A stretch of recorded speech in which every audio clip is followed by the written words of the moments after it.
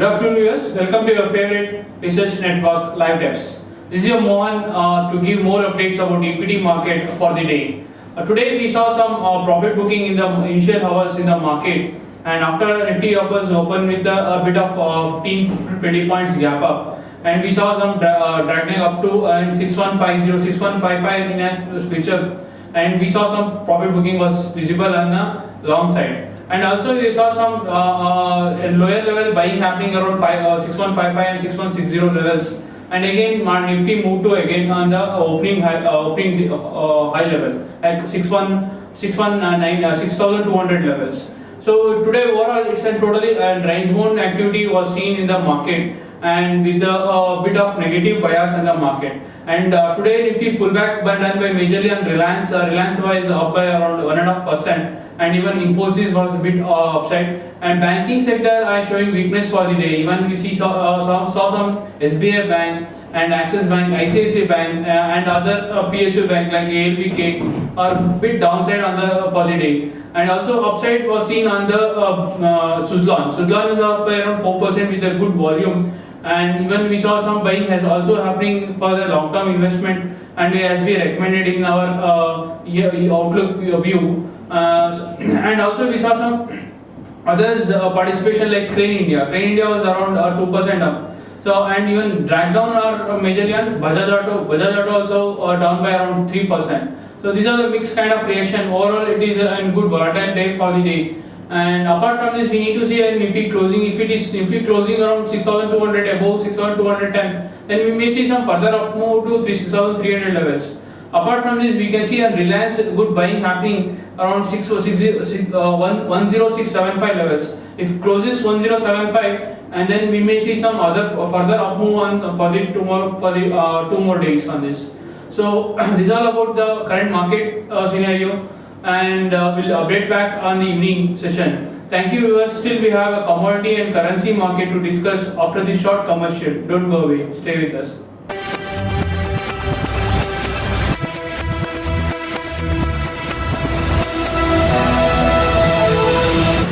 Good afternoon viewers, welcome back to your favorite research network Live Tips. We will have a quick update on what is happening in the currency market with Mr. Joy, and later during the session we will discuss the commodities market with myself and Abhi. So welcome Mr. Joy to the show. Thanks, Nani.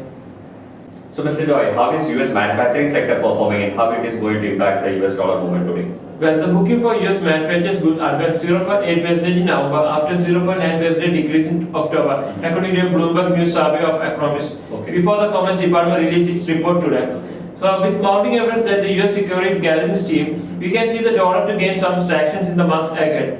The upbeat view helped drive US stocks to fresh to a high on Monday. Okay. So the dollar index is stacked the greenback performance against a basket of major currencies edged up 0.1% to 79.20. So we have witnessed some bullish trend in the dollar index ahead of the data. Okay. Some positive expectation that is coming into the retail list. So how is Japanese yen trading in today's market? Well, the yen fell to a one-week low versus the euro as Asian stocks extended a global rally after data yesterday showed US manufacturing expanded at the fastest pace in 7 months, sparing demand for high-yielding securities. Okay. The yen declined to 109.59 per euro from 109.20 after earlier. So we have witnessed some positive kind of movement in the yen as well. Okay. So how is Taiwanese currency trading today in Asian market? Taiwanese dollar gained for a second day as exchange data showed overseas investors bought $359.6 million more local shares than they sold yesterday. That's the most since November 5th. Okay. The foreign money has been coming into Taiwan and Asia for both speculative and long-term investment purpose. So we might see some bullish trend in the Taiwan dollar for 1 more month. Okay, so the FI inflows that is coming into the economy is actually acting as a very good supporting factor for this currency.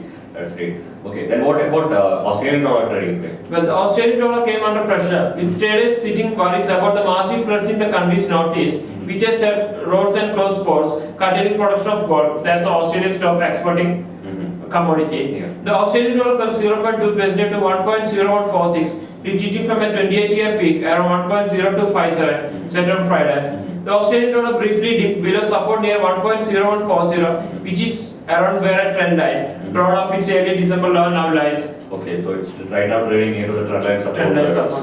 Yeah. Okay, so thank you Mr. George for your valuable insights. Thanks, Nani. Stay tuned viewers, we'll be back with more updates right after this commercial.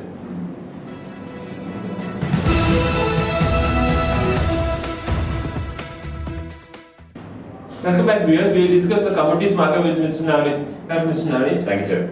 So, Mr. Navneet, how is gold and silver trading in Asian trading section today? Yeah.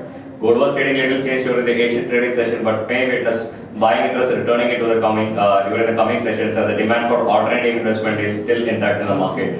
Immediate delivery bullion rose as much as 0.2% to $1,417.40 an ounce and was at $1,415.45 in today's Asian trading session. The February delivery contract fell to 0.5% to $1,415.70 an ounce on the COMEX in New York after a record settlement yesterday of $1,422.90. So gold is slowly inching towards the all-time high levels again. Okay. Fed keeping its interest rates at near zero level have witnessed in hot money inflows into bullions continuing, and the trend is expected to continue in 2011.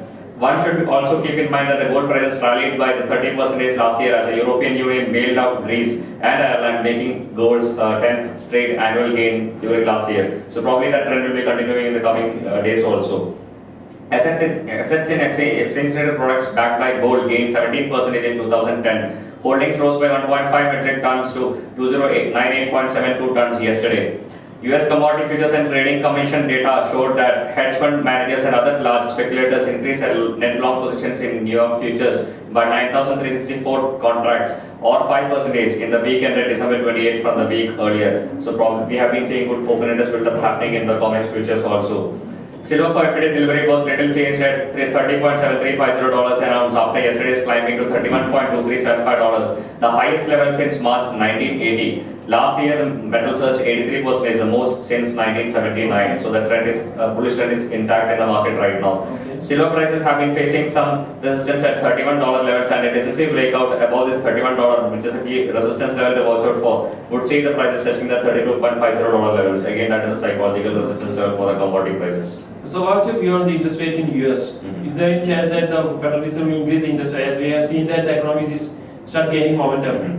Probably US Fed will be waiting for further rate actions, further confirmation to come in from especially from the housing market and also from the employment front before raising their key interest rate. In fact, in last FOMC meeting also they have mentioned that probably they will be going in for a prolonged time period. They will be keeping the interest rate at 0.25 to 0%. So until that time, probably we will be seeing this interest rate continuing at the 0 to 0.25%, and this will be witnessing more carry trades happening into commodities. So still the FOMC is not very optimistic about that. Yeah, exactly. They will be waiting for at least 3 to 4. Probably the first quarter they were waiting for further confirmation about economic recovery that is happening in from the housing market and also from the employment front also. Okay, fine. Thank you. So how is the energy market trading? What can we expect from the weekly inventory data released on Wednesday? Yeah. Crude oil prices have been hovering around the 27 months high level as manufacturing expansions in US and Eurozone have been resulting in higher demand expectations from these quarters actually, especially from US and European economies. NYMEX futures advanced by 0.2% yesterday after the US ISM manufacturing index climbed at the fastest pace in last 7 months. German exports increases also assisted European manufacturing numbers to beat state estimates. So we have been seeing some good data releases that is coming in from Eurozone and US. And US Energy Department data release expected to show that the crude oil inventories probably fell for the consecutive fifth week in fact. Also, the crude for February delivery was at $91.60 a barrel in the electronic trading session in New York Mercantile Exchange, up 5 cents during the peak Asian trading hours. So we have been seeing some good substantial support coming in crude oil prices. US crude inventories are expected to have dropped for the fifth week last week, the longest decline since July 2009. Supplies probably fell by 1.75 million barrels from 339.4 million in the week ended December 31. Gasoline supplies probably increased by 50,000 barrels from 214.9 million barrels. Distillate fuel inventories including heating oil and diesel may have climbed 625,000 barrels from 161 million barrels. So we have been seeing some substantial buying interest coming in ahead of the key inventory data release on Wednesday. So do you see any demand supply mismatch that's supporting the price hike? That will be totally depending on the economic recovery that is happening, and we expect the demand supply mismatch to continue in this quarter and probably in the next quarter also, first half the next quarter also. And it will be reflecting in the crude oil prices as we are expecting the prices to trade around $93 on an average rate, and probably it can spike up to $100 also if the demand is sustaining. Probably market will be keenly following the inventory data releases that is coming in from the US for a couple of weeks at least to get the trend in the prices. Okay, fine. So that's a good information. Thanks. So So what's the trend that is picking up in copper in the Asian and European trading section today? Yeah, copper advanced to 3.5-year high levels in Shanghai and surged in LME as exchange reopened after New Year holidays. Global economic recovery is fueling speculation that demand will outpace supply in 2011 and 2012. 3-month copper in London gained as much as 1.3% to $9,728 a metric ton, catching up with yesterday's rise to an all-time high in New York as an LME reopened after a holiday. Futures in COMEX rose to $4.50 a pound after yesterday's report, which showed that US manufacturing expanded at the fastest pace in last 7 months. So we have been seeing good substantial support coming in because of the US manufacturing data which came in, and also the European manufacturing data is also supportive for the prices. So can you give some short-term target for the copper? Any short-term targets? Probably we will see the prices rising to the $450 levels, and that is a very psychological resistance in the COMEX technical charts, and probably if this level is broken, we can expect a movement up to $452 to $454 on the upside. So still in the derivative sector, we are seeing a volume building. Yeah, we are seeing good volume. The good thing is that the volume which is building up is sustaining in the market also. Okay. So we are seeing continuous volume build up happening in the base metal commodity, and probably we saw some unwinding happening during the New Year holiday season. Okay. But again, the volume is picking up from the US market. Okay, fine. Thanks for your information. You're welcome. So that's all for now, viewers. We will be back with more news and updates on the financial market in evening section.